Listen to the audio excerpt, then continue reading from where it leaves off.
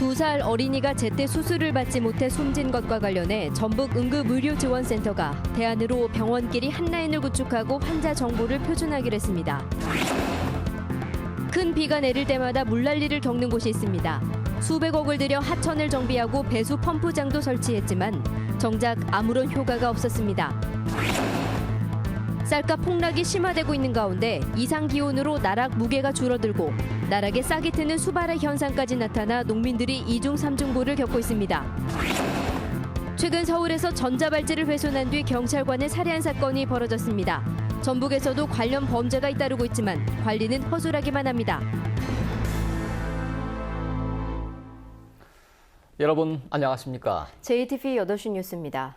전북대병원에서 제때 수술을 받지 못한 2살 어린이가 숨진 것과 관련해 전북 응급의료지원센터가 워크숍을 열고 대안을 내놓았습니다. 네, 병원 간의 한 라인을 구축하고 환자 정보를 표준화하기로 했습니다. 보도에 김철 기자입니다. 보건복지부는 지난 20일 전북대병원의 권역응급의료센터 지정을 취소했습니다.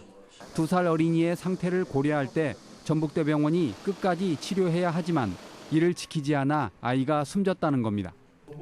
전북응급의료지원센터가 긴급 워크숍을 열고 대책을 발표했습니다. 먼저 전라북도 22개 응급의료센터에 한 라인 직통번호를 개설하고 책임자를 두기로 했습니다. 응급의료지원센터에서 각 여기에다가 한 라인을 다시 점검을 하겠습니다. 그래서 다시 점검을 하고 유용하게 이용하실 수 있는 그 번호를 좀 따로 마련을 해주셨으면 하는 생각이 듭니다. 환자를 긴급히 옮기는 전원 과정에서 위급 상태를 쉽게 파악할 수 있도록 환자 정보를 표준화하기로 했습니다. 또 야간 근무자의 인건비 인상을 정부에 건의하기로 했습니다. 제일 중요한 것은 야간 때가 사실 더 응급 상황이거든요. 그래서 그걸 복지부나 해당 부처에 건의를 하셔서 이게 24시간 돌아갈 수 있도록 인건비 관련해서 요구도 좀 해주셨으면. 이런 부분에 아마 활성화가 된다라면 적어도 이성 간의 문제점을 최소화하는데 큰 효과를 볼 거로 그렇게 예상을 하고 있습니다.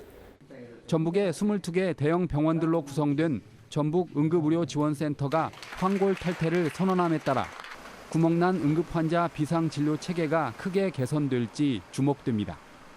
JTB 뉴스 김철우입니다. 큰 비가 내릴 때마다 물난리를 겪는 곳이 있습니다. 수백억 원을 들여 하천을 정비하고 배수 펌프장도 설치했지만 정작 호수 예방에는 효과가 없었습니다. 왜 그랬을까요? 하원호 기자가 보도합니다. 200mm의 집중호우에 수확을 앞둔 논이 물바다가 됐습니다. 정읍 고부천 일대는 집중호우가 내릴 때마다 물난리를 겪는 상습 침수 지역입니다. 완전히 바다가 되죠. 바다가 되고 좀 몇 년 전에 한 일주일 정도 물이 쪄 있어가지고 다 싹이 나고 해서. 이 때문에 농어촌공사는 지난 2002년 고부천 상류에 57억 원을 들여 배수펌프장 2곳을 설치했습니다. 하지만 지금까지 배수장을 가동한 날은 단 12일, 2005년 이후에는 단 한 번도 사용하지 못했습니다. 배수펌프장을 가동할 때마다 하천 수위가 급격히 올라가 하류 지역의 농경지 침수 피해가 더 커졌기 때문입니다. 하천이 쉽게 범람하는 것은 바로 이 관문 때문입니다. 하천의 폭은 120m나 되지만 물이 빠져나가는 관문의 통수 단면은 49m에 그쳐 큰 비가 내릴 때마다 병목 현상이 일어나는 겁니다. 이 관문은 바닷물이 역류하는 것을 막기 위해 일제 강점기 때 설치됐지만 새만금 방조제 완공으로 쓸모가 없어진 지 오래입니다. 그동안 홍수 피해를 막겠다며 익산구토청과 전라북도가 하천 정비공사 등에 쓴 예산은 613억 원. 하지만 관문 철거가 이루어지지 않으면 아무런 효과가 없습니다. 그동안 침수피해를 막기 위해서 많은 예산을 투입했지만 이게 철거가 되지 않는 한은 영원히 침수피해를 막을 수 없다고 보여집니다.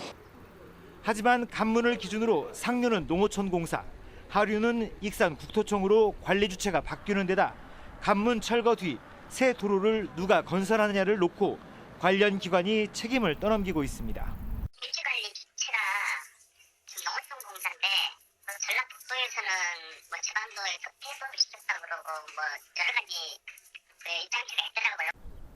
주먹구구식 하천 정비 사업이 예산만 낭비한 채 오히려 홍수 피해를 키우고 있습니다. JTB 뉴스 하원호입니다.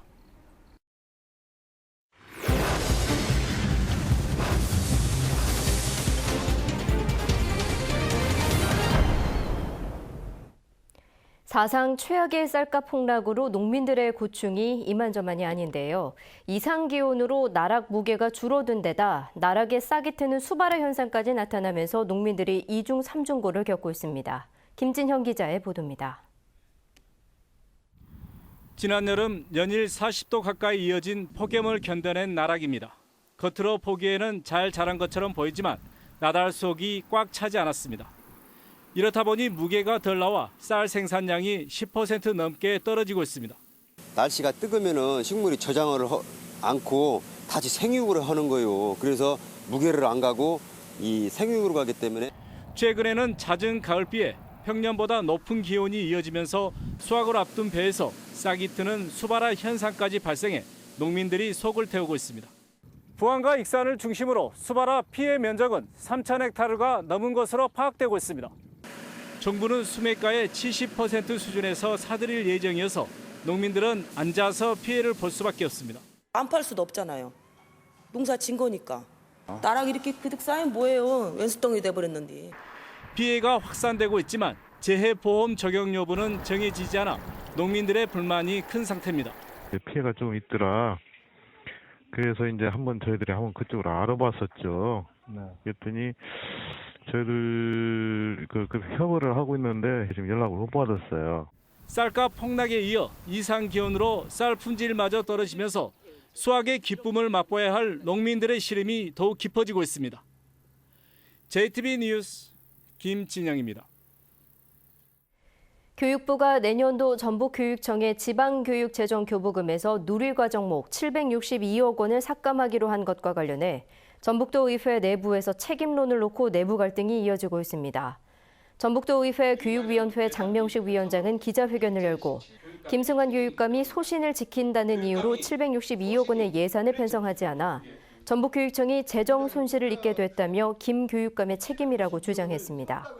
그러나 다른 교육위원들은 교부금 삭감의 근본적인 책임이 무상보육을 지역에 떠넘긴 정부에 있다며 기자회견에 참여하지 않았습니다. 전라북도와 정부, 삼성그룹이 참여하는 이른바 3자 협의체 구성이 힘들 것으로 보입니다. 새만금개발청은 삼성의 새만금 투자를 유도하기 위해 3자 협의체 구성을 제안했지만 정부와 전라북도가 부정적인 데다 삼성마저 투자 의지를 보이지 않아 협의체 구성이 무산될 것으로 예상됩니다. 특히 삼성은 지난 24일에 열린 전북 국회의원들과의 간담회 자리에서 대체 투자를 전혀 언급하지 않아 3자 협의체 구성을 제안한 새만금개발청이 어떤 후속 대책을 내놓을지 주목됩니다. 김제시가 단독으로 새만금의 날 지정을 추진해 군산시와 부안군이 크게 반발했는데요. 김제시가 새만금의 날을 지정하지 않기로 결정했습니다. 새만금 방조제 행정구역 때처럼 갈등이 빚어질 뻔했지만 다행히 일단락됐습니다. 송창용 기자가 보도합니다. 꼭 1년 전인 지난해 10월 26일 행정자치부 중앙문쟁조정위원회가 주목할 만한 결정을 내렸습니다. 새만금 1호 방조제는 부안군, 2호 방조제는 김제시 관할로 결정한 것입니다. 김제시는 잃어버린 바다와 땅을 찾았다며 이날을 새만금의 날로 지정하기로 하고 지난달 조례안을 입법 예고했습니다. 하지만 단독으로 기념일 지정을 추진한 것에 대해 군산시와 부안군은 물론 전라북도와 새만금 개발청까지 반발하자 결국 지정을 하지 않기로 했습니다.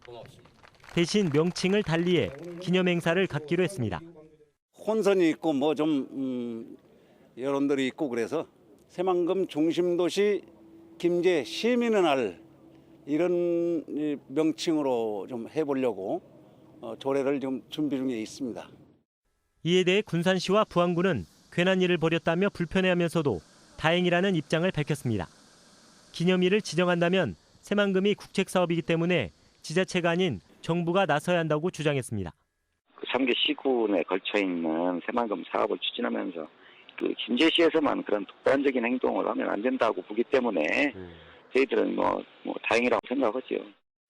새만금 1, 2호 방조제 관할권 문제는 현재 대법원까지 넘어갔고 세 개 시군은 아직도 서로 관할권을 주장하며 대립하고 있습니다. 이제서야 내부 개발이 본격화된 새만금을 두고 이어지고 있는 지자체 간의 반목과 갈등.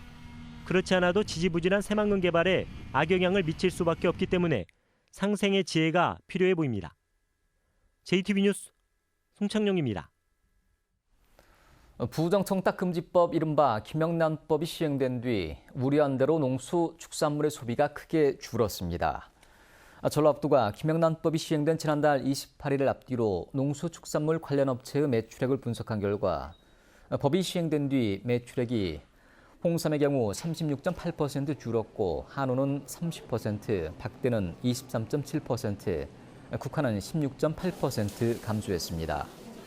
전라북도는 당분간 소비 감소 추세가 이어질 것으로 보고 5만 원 미만 소포장재 개발과 유통비용 절감을 위한 시설 현대화 사업을 지원하기로 했습니다.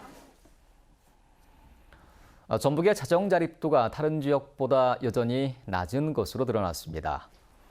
행정자치부에 따르면 지난해 기준 전북의 재정 자립도는 31.6%로 2014년 29.3%보다 조금 높아졌지만 전국 17개 시도에서 전남, 강원에 이어 세 번째로 낮았습니다. 지난해 예산 대비 채무 비율은 9.72%로 2014년 9.95%보다 조금 낮아졌습니다. 최근 서울에서 전자발찌를 훼손한 뒤 경찰관을 살해한 사건으로 전자발찌 착용자들에 대한 관리가 다시 도마 위에 올랐는데요. 전북에서도 관련 범죄가 잇따르고 있지만 인력이 부족해 관리가 허술하다는 지적이 반복되고 있습니다. 정원희 기자의 보도입니다. 지난 4월 전자발찌를 차고 있던 성범죄 전과자가 한 여성과 다투다 경찰에 신고하자 달아났습니다. 추적을 피하기 위해 전자발찌 추적 장치를 범행 현장에 놔둔 채 몸만 빠져나갔습니다. 친구는 저희 서신지구대로 돌아가지고 여청 수사팀도 바로 출동해가지고 피해가 있는데 바로 인수해다가. 최근 군산에서는 30대 전과자가 전자발찌를 훼손하고 달아났다가 3시간 만에 붙잡히게 됐습니다. 이처럼 전자발찌 착용자의 범죄가 잇따르고 있지만 관리는 허술하다는 목소리가 높습니다. 가장 큰 문제는 전자발찌 착용자는 크게 늘고 있는데 관리 인력은 이를 따라가지 못하고 있다는 겁니다. 전북의 경우 현재 전자발찌 착용자는 95명이지만 전주 등 보호관찰소 4곳의 담당 직원은 16명 뿐입니다. 게다가 이들은 일반 보호관찰 대상자 1,300여 명까지 관리해야 합니다. 지금 대기 인원이 또 지금 현재 온 만큼 있어요. 형기 종료 후에 나오는 대상자들, 그러니까 징역을 살고 나오면서 발찌를 채워야 되는 그런 대상자들이 또 밀려올 거에 대한 부담. 응급사태에 대비해 의료용 실리콘 재질로 전자발찌를 만들다 보니 쉽게 훼손된다는 논란도 계속되고 있습니다. 전자발찌 착용자에 대한 효율적인 관리와 범죄 예방을 위해 대책 마련이 시급해 보입니다. JTB 뉴스 정원익입니다. 전주시의 의료 폐기물 배출 관리가 허술하다는 주장이 나왔습니다.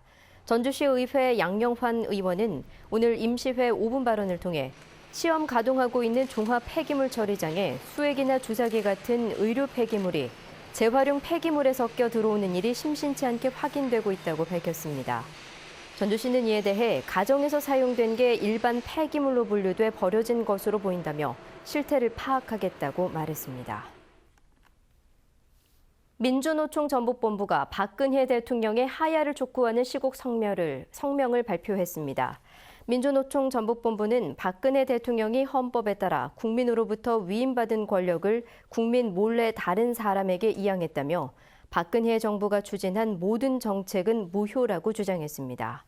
민주노총 전북본부는 또 박근혜 정권 퇴출을 위해 다음 달 12일 민중 총궐기대회를 여는 등 투쟁 수위를 높여가겠다고 밝혔습니다.